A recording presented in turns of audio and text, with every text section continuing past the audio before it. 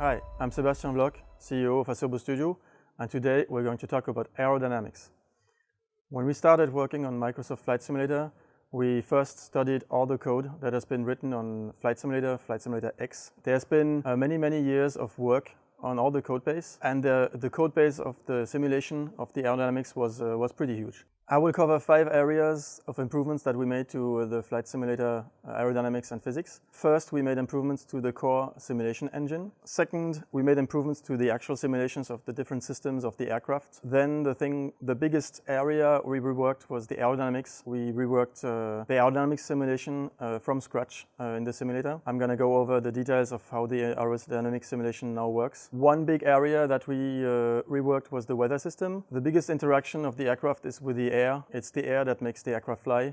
And so we reworked how the air was simulated in the world. We're creating a full simulation of the airflow over the planet. And I'm going to explain how the airflow interacts with the world, the environment, and also with the weather.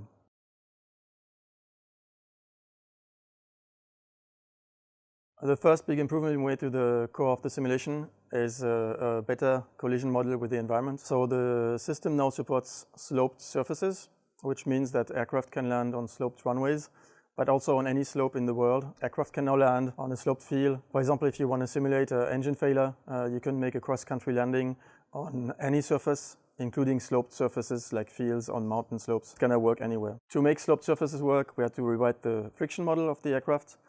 So tires are now correctly simulated with dynamic friction, static friction.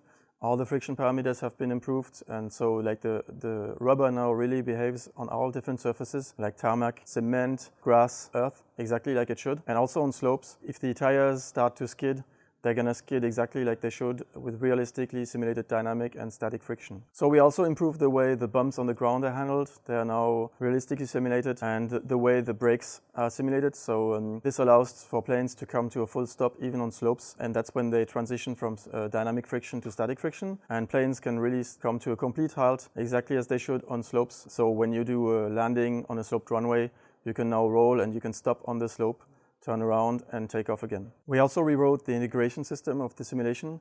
So the integrator is what makes the simulation go forward. It calculates all the states of the system. So one thing we changed is now that the simulation is running at a much higher frame rate, but the frame rate is adaptive, so it adapts to the frame rate of your actual TV or monitor.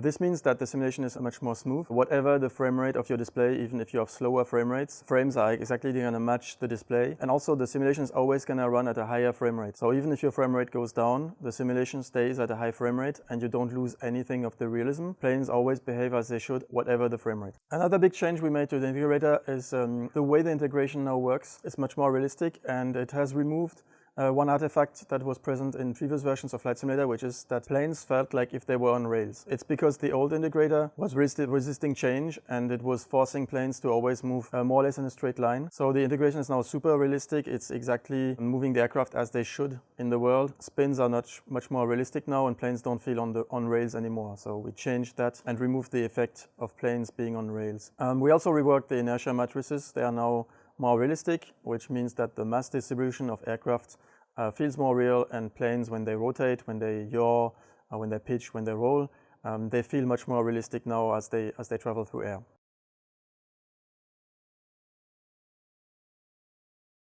So we also made improvements to systems in the simulation other than aerodynamics. We improved the load factor simulation, which also improved the way the ball, the turn coordinator, is simulated. It's now much more realistic, which means that when you fly asymmetric, which means that if your aircraft skids a little, the ball is moving to the side exactly as it should. And you can now control with the rudder your flight and make it symmetric using the ball much more easily, because it reacts much more realistically than before. And so we have now specific fuel consumption, which is realistic per altitude level and which is matching the actual POH of the aircraft. We improved the way flaps can be set in the files, which allows to have more control. We finally reworked the way gears and external parts like external tanks are simulated. Instead of just hard coding the moments they apply on the aircraft, they are actually physical elements in the airflow which are attached to the airframe outside of the aircraft, and they now are realistically simulated aerodynamically just like the aircraft and apply their own forces and moment exactly where they should, how they should. We also improved the icing system. So icing is now simulated realistically depending on the actual humidity of the air around the aircraft, and because the weather system is now accurate and simulated volumetrically, if you fly through clouds, you're going to get a different icing than if you fly through dry air. And so this is now simulated in 3D volumetrically. Also, what we did is the legacy simulation code from Flight Simulator X is still available. So you can switch to the legacy simulation if you don't like the new simulation. We don't want to force anyone to move to the new simulation. So all aircrafts have been reviewed with professional pilots who have many hours flying these aircrafts, or test pilots from the manufacturers. So we've gone over the aircrafts which were already matching POH when we presented them, but to make sure they actually are controlled exactly like they should.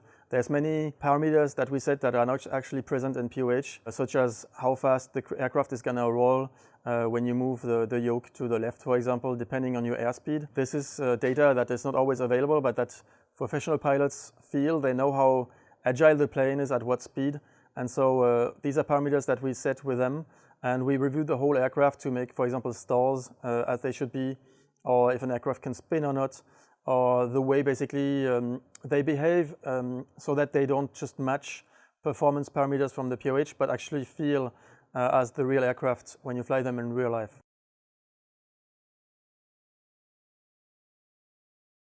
So the big change we made to the system is the aerodynamic simulation has been reworked. So how we simulate now is much more advanced. So we subdivide the aircraft into thousands of surfaces which are mapped over the airframe.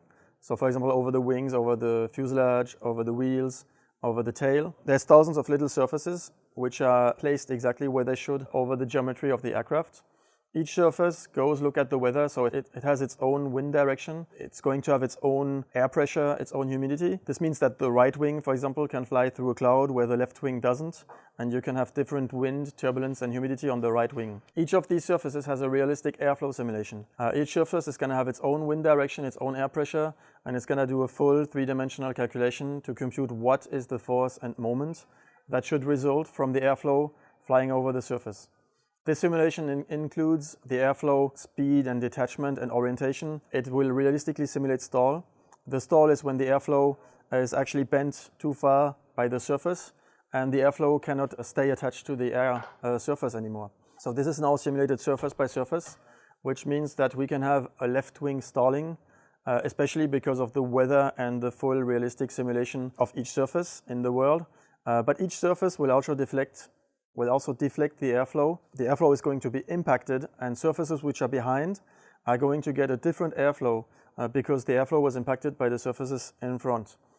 So this, for example, is going to allow more aerobatics. So for example, the airflow is coming from the propeller and is hitting the tail, and that's how you can, for example, enter into a flat spin or some of the figures. So for example, when you can do an inverted spin, that's because the propeller hits the tail, and this is now realistically simulated.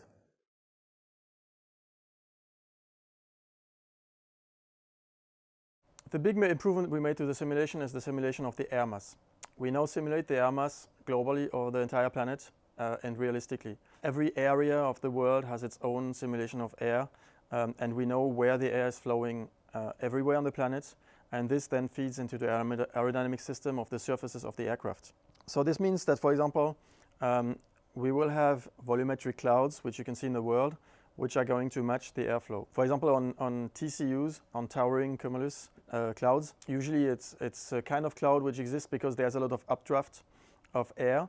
But when they get really big, there's an updraft on the side, and in the middle it actually goes down. That's basically why they're so dangerous, and you should never in a small aircraft get close to a TCU. In a big aircraft, you're going to get a lot of turbulence. And so this is now simulated. The airflow in the world is going to match the clouds, and it's going to fly. The air is going to move up and down inside of the clouds. So you will see a video which is going to show this airflow. So in order to visualize the airflow, we released thousands of particles in the world and displayed the trajectory of the particles. They just do exactly the same calculations than the aircraft in the world. So each particle samples the world atmosphere, exactly like each surface on the aircraft. So you can see on clouds that the air is moving up and down. You can see the turbulences, which is when the airflow of the particles changes color and the particles move more randomly. So these are like wind shear or turbulences. Some of the air may go up because it's in the middle of the cloud, some may go down, and at the edges you get shear. So this is all now naturally simulated, and we have all the updrafts and downdrafts in the world which match actually the weather.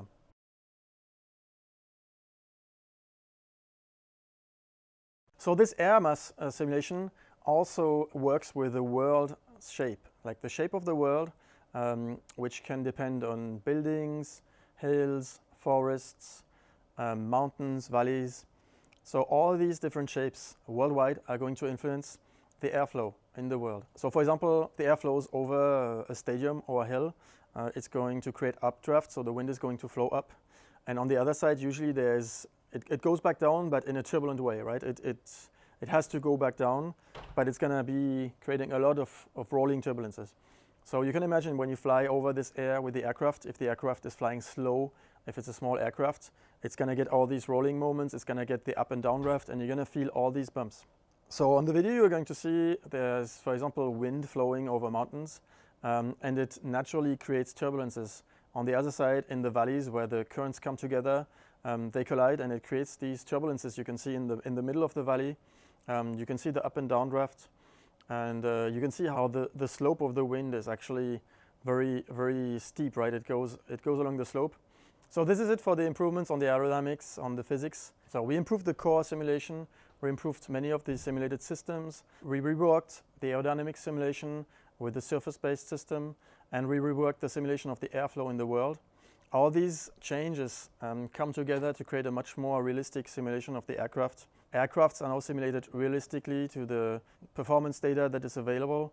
They fly exactly to the real-world performance, but they also feel exactly like real aircraft. They turn, they behave when you move this yoke exactly like a real aircraft, and they fly through the world. They fly through the air exactly like a real aircraft flies through the air in the real world, being impacted by clouds, by mountains, by buildings, by the shape of the world, right?